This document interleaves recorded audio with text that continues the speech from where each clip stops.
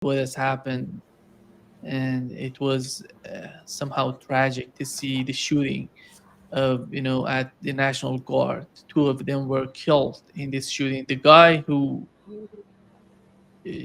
did this was he's from Afghanistan, and he's 29 years old. And from what we've learned so far, that he was recruited by CIA when he was 14 years old in Afghanistan.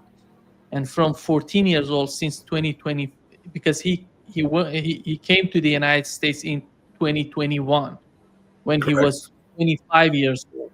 Right. Now, when he came to the United States, he was working for CIA before that for 11 years.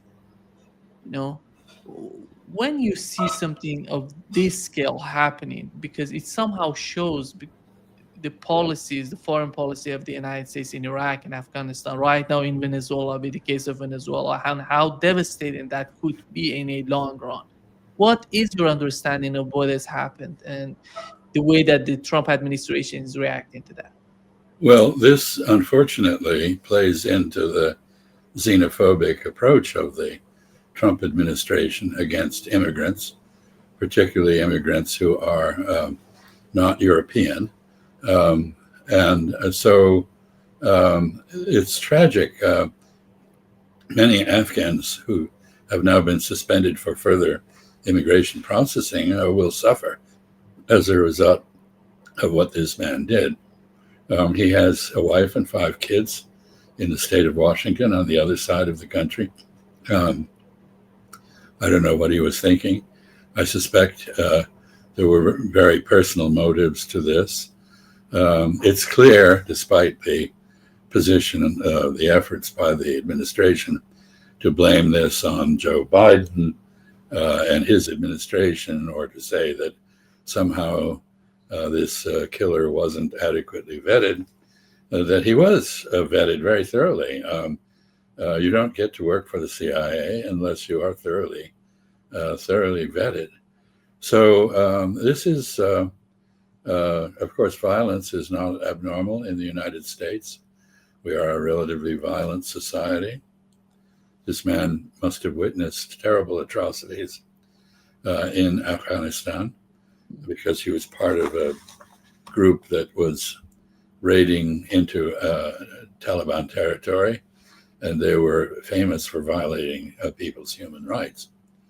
But the problem is, generally speaking, in the United States, the constitutional democracy that we enjoyed for almost 250 years is now rapidly decaying into authoritarianism.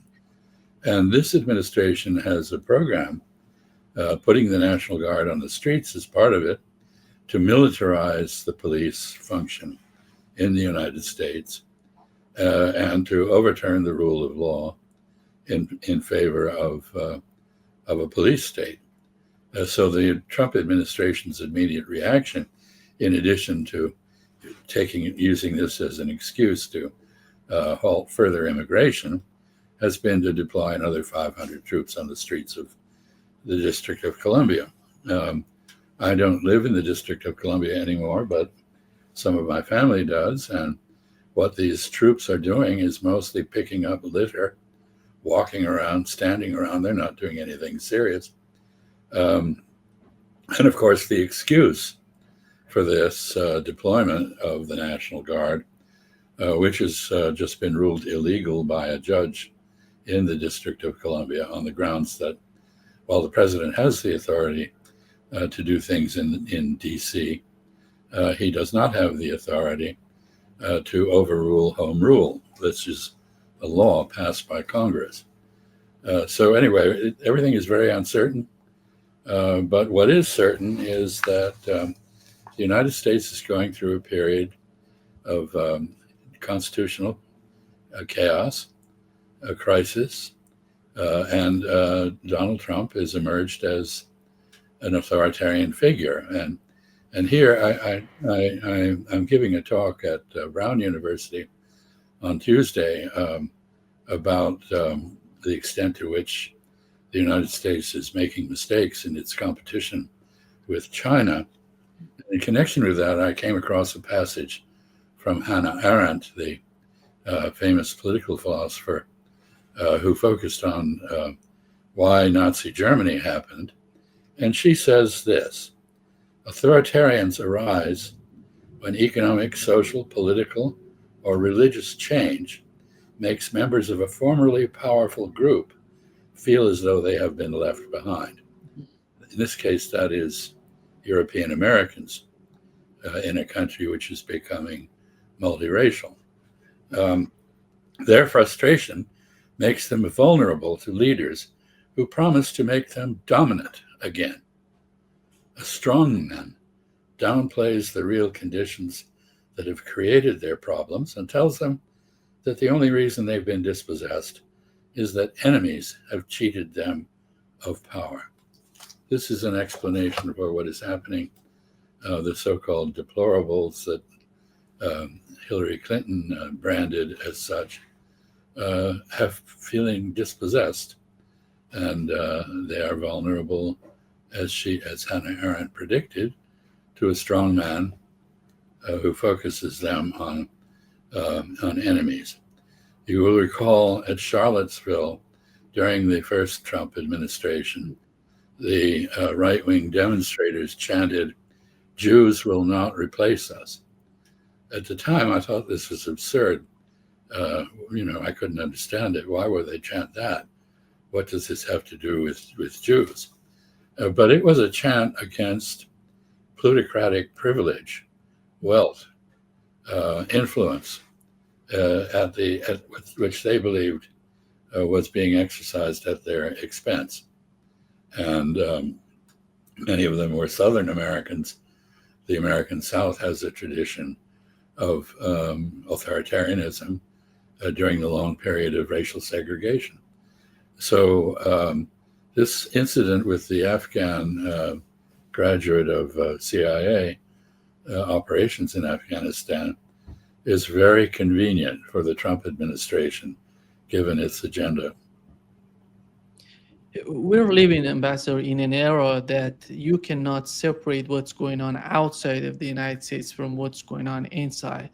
Because we know with the case of Israel and Palestine, the Zionist power in the United States trying to picture these Muslim groups in the United States as the enemy. They're not part of us. They're not part of our culture. Is Judeo-Christian culture is not. They're not belonging to our society. It somehow makes some sort of chaos from within, and it all comes from the outside, from what's going on in the Middle East, in the West Asia, for the case of this sort of manufactured hatred between Muslims and Christians, Jews, and all of this. What is your understanding of that, and what would be a proper approach toward these sort of rhetorics that somehow they're making a chaos within the society? Well, two things have come together. One is the many millions of Muslims who have perished at the hands of the United States and Israel in West Asia due to warfare, due to economic warfare, sanctions, and the like.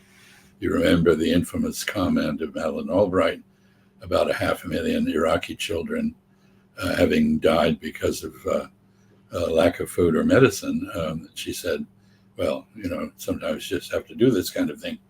The dehumanization of people very far away from your own country is not hard to achieve. So there is that anti-Muslim bias, which arose from 9/11, and 9/11 was an instance of blowback.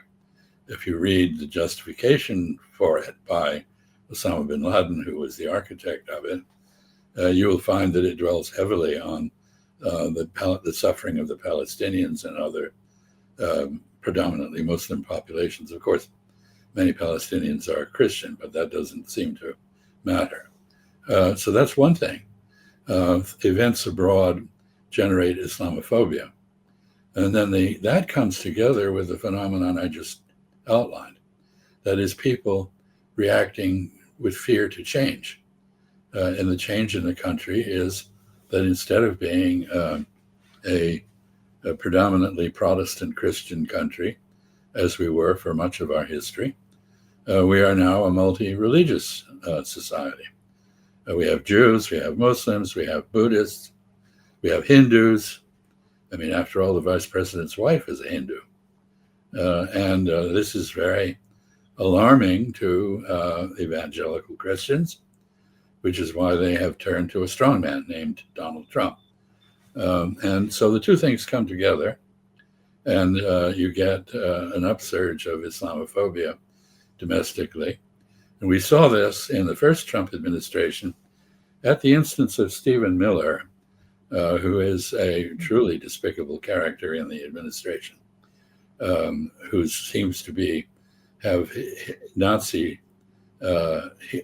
officials as his heroes, Heinrich Himmler and others, from whom he's quoted. He's plagiarized things they said in connection with his eulogy for Charlie Kirk. He is that odd thing, a Jewish Nazi, and he has great influence in the administration. I don't think Donald Trump is a Nazi. He is a vainglorious, malignant narcissist. He has no ideology. Stephen Miller does have an ideology. And he pounced on Trump in the first administration to ban immigration and visits from people in a list of Muslim countries. This is the final expression of these two forces coming together.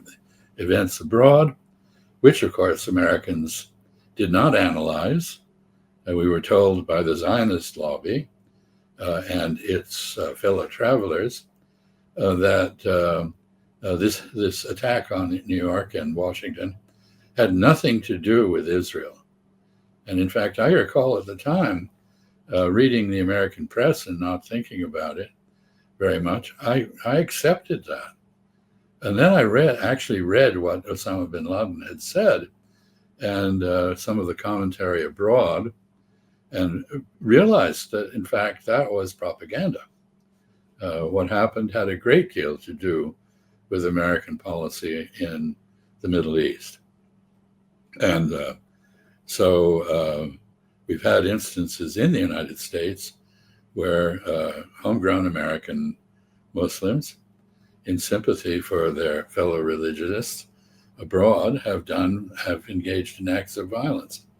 I think of people in the U.S. Army who have flipped, basically, out of rage at the dehumanization of Muslims. So this is a very evil phenomenon, but I don't think it's that hard to understand.